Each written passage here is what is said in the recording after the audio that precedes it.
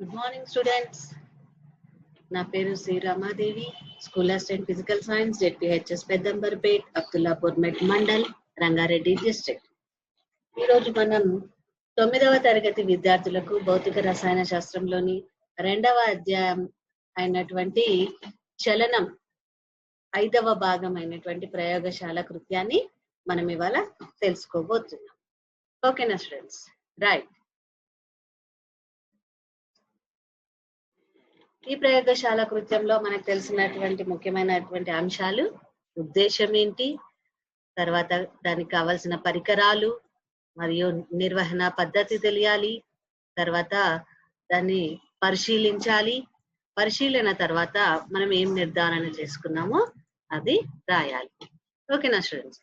ఇప్పుడు ఇక్కడ మనం నిర్వహించబోయే ప్రయోగశాల కృత్యం వచ్చేసి వాలుతలంపై కదిలే వస్తువు యొక్క త్వరణంను, వేగమును రెండింటిని కొలవడం ఏ విధంగా చేస్తామో నేర్చుకుందాం.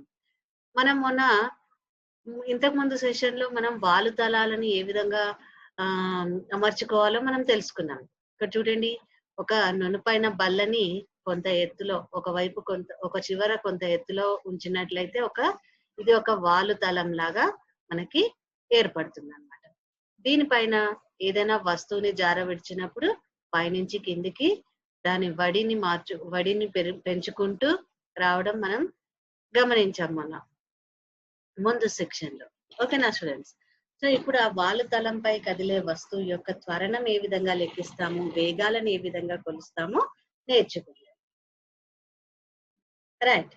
ఏదైనా వస్తువుని గనక మనం ఇక్కడి నుంచి ముందుగా నిశ్చల స్థితిలో ఉంటుంది కాబట్టి దాని తొలి వేగం ఏ విధంగా ఉంటుంది? తొలి వేగాన్ని యు అనే అక్షరంతో సూచిస్తారు.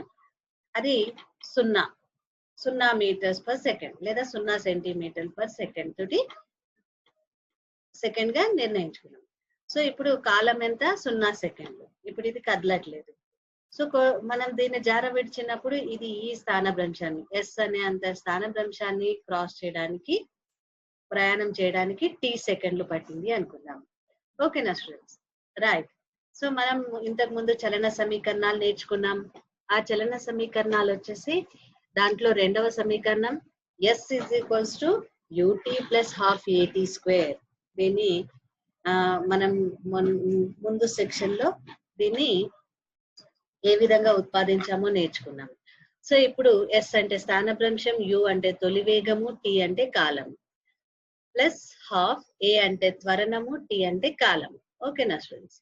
రైట్. s = ఈ స్థానభ్రంశాన్ని అది కవర్ చేయడానికి, ఈ దూరాన్ని అది ప్రయాణించడానికి u తొలి వేగం ఎంత ఉంది? 0 ఇంటూ పట్టిన కాలం ఫస్ట్ అక్కడ t సెకండ్లు అనుకున్నట్లయితే ప్లస్ ½ at². సో వేగం 0 అయినప్పుడు 0 ఇంటూ t 0 అని అవుతుంది. కాబట్టి s = ½ at². ఈ రెండుని అడ్డగుణకారంతో అటువైపు తీసుకెళ్తే 2s = at². మనకి త్వరణం కావాలి కాబట్టి, మనం త్వరణాన్ని కొలవాలి కాబట్టి ఈ ప్రయోగంలో a = 2s/t². ఈ సమీకరణాన్ని మనం ఉపయోగించి 2 ఇంటూ స్థానభ్రంశము బై కాలం స్క్వేర్ చేసినట్లయితే మనం త్వరణం యొక్క విలువను కనుగొనవచ్చు. ఓకేనా స్టూడెంట్స్? రైట్. ఇక్కడ 2 రకాల వాలులను మనం అమర్స్తున్నాం. ముందుగా దాని హైట్ ని తగ్గిస్తున్నాం. ఒకవైపు పెట్టినటువంటి ఎత్తైన బల్లాన్ని కొంచెం తగ్గించుకొని దాని వాలును తగ్గించుకున్నాం. సో అప్పుడు జార విడిచినప్పుడు దాని విలువలని మనం నోట్ చేసుకుంటాం, పట్టిన కాలాన్ని మనం నోట్ చేసుకుంటాం. ఓకేనా స్టూడెంట్స్? ఇంకోసారి కొంచెం వాలుని పెంచుకొని దాని యొక్క స్థానభ్రంశాలను, తర్వాత వేగాలను, తర్వాత త్వరణాలను కొలుస్తాం. ఓకేనా స్టూడెంట్స్?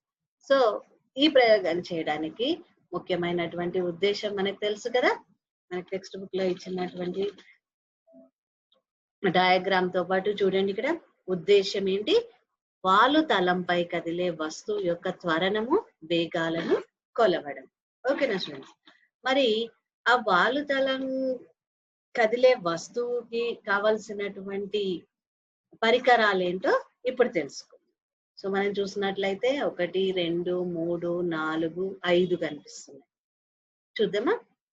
చూడండి, గ్లాస్ మార్బుల్స్. గ్లాస్ మార్బుల్స్ అంటే గాజు గోళీలు.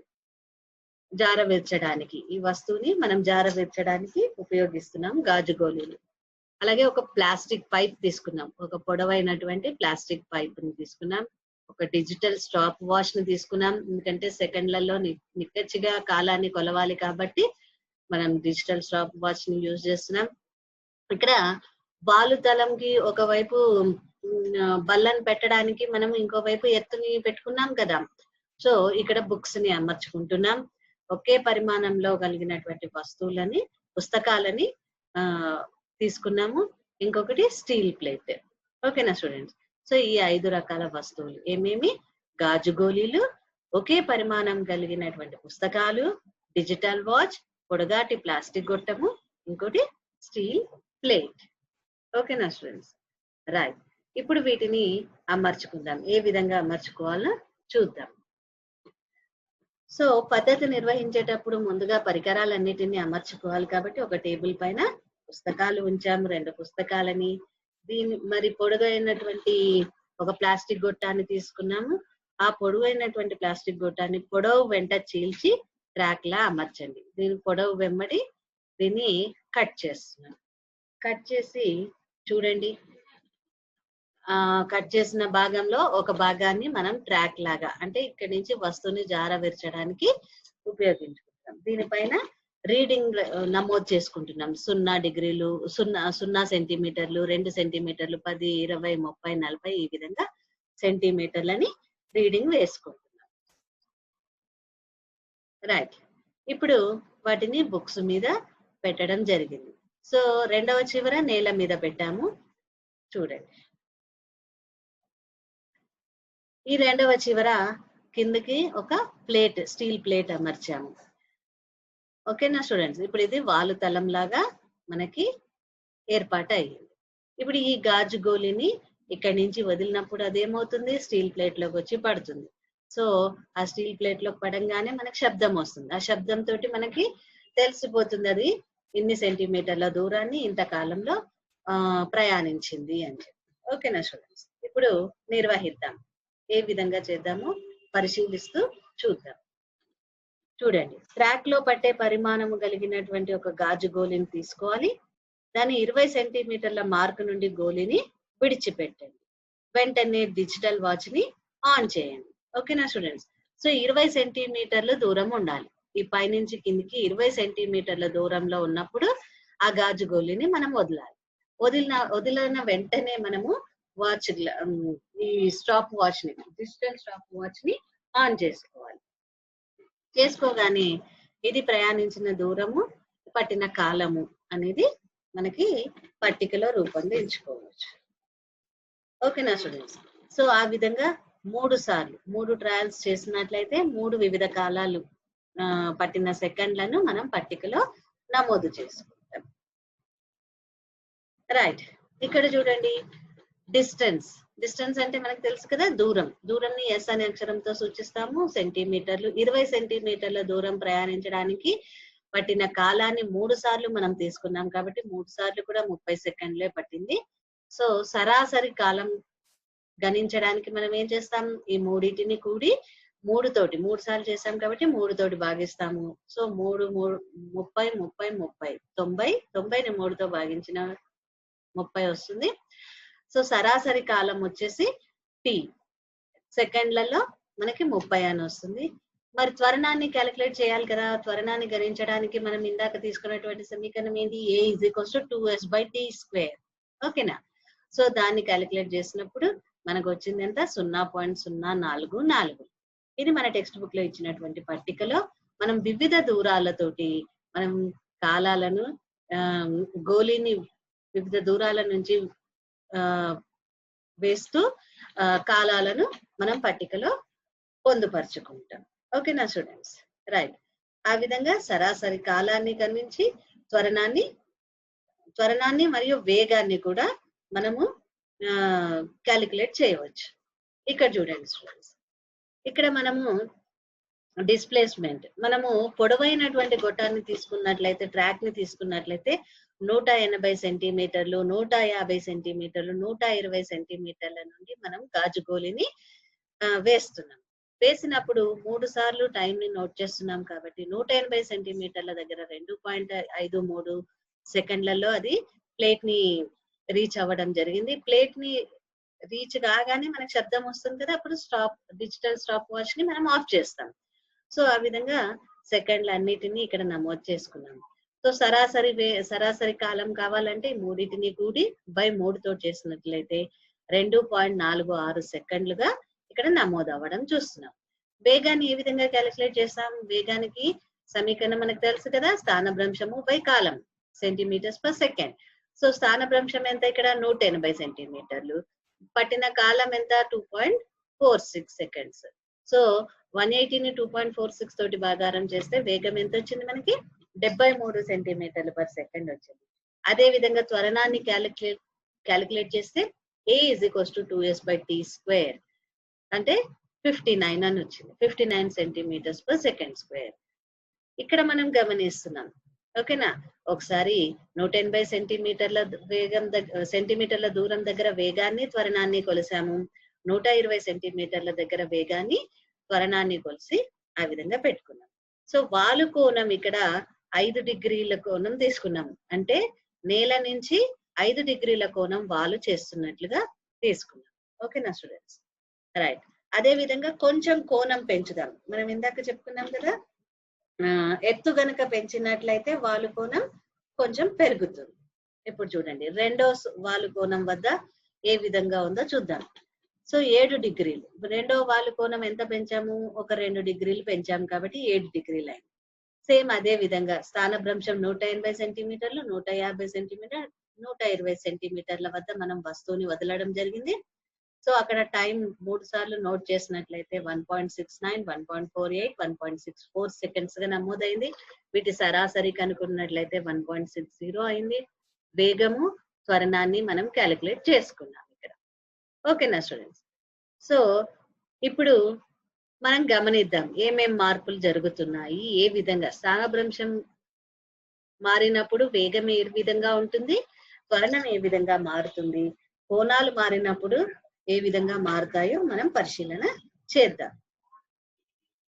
రైట్ స్టూడెంట్స్, ఇక్కడ చూడండి, ఇక్కడ స్థానభ్రంశాలు సేమ్. 180 సెంటీమీటర్ల దూరం నుంచే మనం గోళీని జార విడుస్తున్నాం. ఇక్కడ కూడా 180 సెంటీమీటర్లు. కాకపోతే వాలు కోణంలో మార్పు ఉంది. వాలు కోణంలో మార్పు ఉన్నప్పుడు ఏం జరిగింది? వేగాలు అనేది పెరిగాయి. వాలు కోణం పెరిగితే వేగం కూడా పెరిగింది. వాలు కోణం తగ్గితే వేగం కూడా తగ్గడం మనం ఇక్కడ చూస్తున్నాం. సో వాలు కోణం అనేది దేనిపైన ఆధారపడి ఉంది? వేగం అనేది వాలు కోణం పైన ఆధారపడి ఉంది అని మనకు అర్థమవుతుంది. కోణం పెరిగినప్పుడు వేగాలు కూడా పెరుగుతున్నాయి. ఓకేనా స్టూడెంట్స్? రైట్. నెక్స్ట్ ఇక్కడ చూడండి, స్థానభ్రంశం తగ్గింది. 120, 120 కోణాలు పెరిగాయి. అప్పుడు ఏమైంది? వేగాలు కూడా పెరగడం మనం ఇక్కడ గమనిస్తున్నాం. ఇక్కడ 59, 5 డిగ్రీల కోణం వద్ద 59 సెంటీమీటర్ పర్ సెకండ్ల వేగం ఉంది. 7 డిగ్రీల కోణం వద్ద 91 సెంటీమీటర్స్ పర్ సెకండ్ వేగం ఉన్నది. ఓకేనా స్టూడెంట్?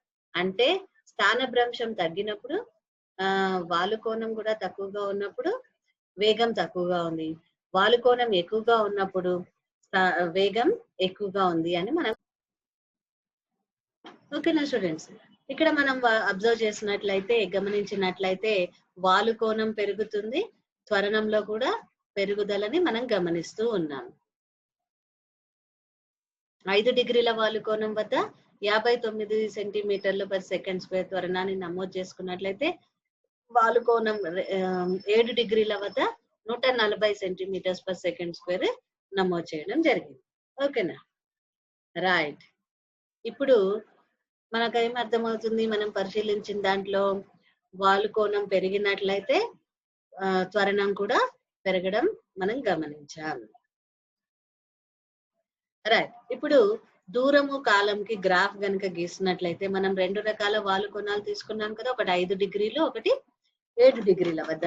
మనము దూరం కాలంకి గ్రాఫ్ గీసినట్లయితే x అక్షం వెంబడి కాలము, y అక్షం వెంబడి దూరాన్ని తీసుకున్నట్లయితే మనకి 2 రకాలైనటువంటి వక్రాలు, మరీ స్ట్రెయిట్ లైన్ కాకుండా కొంచెం వక్రరేఖలు మనం చూస్తూ ఉన్నాం.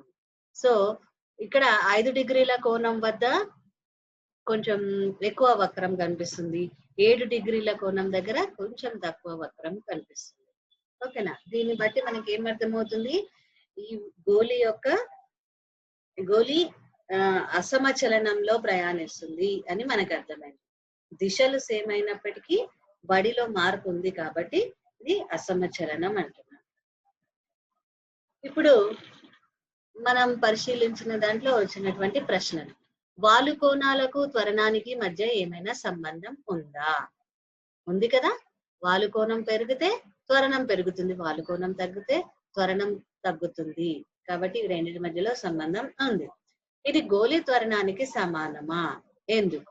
అవును కదా, ఇది గోళీ త్వరణానికి సమానంగానే ఉంటుంది. ఎందుకంటే వాలు మీదనే గోళీ ప్రయాణం చేస్తుంది కాబట్టి దానికి దీనికి సంబంధం ఉంటుంది. వాలు కోణం పెరిగినప్పుడు త్వరణం కూడా పెరుగుతుంది, వాలు కోణం తగ్గినప్పుడు గోళీ యొక్క త్వరణం కూడా తగ్గుతుంది. దూరం కాలం గ్రాఫ్లను బట్టి మీరేం చెప్తున్నారు వినండి ఇక్కడ. సో వేరు వాలు కోణాల త్వరణాలను పోల్చుదాం. సో వాలు కోణం పెరిగితే త్వరణం పెరుగుతుందని, వాలు కోణం తగ్గితే త్వరణం తగ్గుతుందని, మరి వాలు కోణం స్థిరంగా ఉంటే త్వరణం స్థానభ్రంశంపై ఆధారపడకుండా ఉంది. ఓకేనా స్టూడెంట్స్? దూరం కాలం గ్రాఫ్లను చూస్తే ఒక వక్రరేఖను సూచిస్తుంది. అది మనకి సరళ రేఖ కాకుండా, పూర్తిగా సరళ రేఖ కాకుండా వక్రంగా ఉండడం మనం గమనించాం. సో గోళీ యొక్క చలనం అసమచలనం అని మనకి తెలుస్తుంది. ఓకేనా స్టూడెంట్స్? దీని గురించి మీకు పూర్తిగా అవగాహన వచ్చేసింది. సో దీనికి తీసుకోవాల్సినటువంటి జాగ్రత్తలు ఏంటి అంటే, ఈ ప్రయోగాత్మక సమస్యలను కొంచెం అరికట్టడానికి పొడవులు చాలా దూరంగా ఉండాలి. మనం 20 సెంటీమీటర్లు 40 సెంటీమీటర్లు తీసుకున్నప్పుడు మనకి కొంచెం సమస్యలు వస్తుంటాయి. కాబట్టి పొడవులు చాలా అంటే 200, 180, 130 సెంటీమీటర్ల దూరంలో ఉండేటట్టుగా చూసుకోవాలి వాలును. నునుపైన తలాలపై ప్రయోగాన్ని నిర్వహించుటకు ఎంచుకోవాలి. గరుకు తలాలు కాకుండా నునుపైన తలాల మీద నీట్గా వస్తుంది. డిజిటల్ వాచ్ ద్వారా కాలాలను నిక్కచ్చిగా కొలవగలం. మనము వేరే వాచ్లను పెట్టుకున్నట్లయితే మనం సెకండ్లని నిక్కచ్చిగా కొలవలేము. ఓకేనా స్టూడెంట్స్? దీంతో మనకి ప్రయోగశాల కృత్యము బాగా అర్థమైంది అని చెప్పి అనుకుంటున్నాను. Thank you students. రైట్.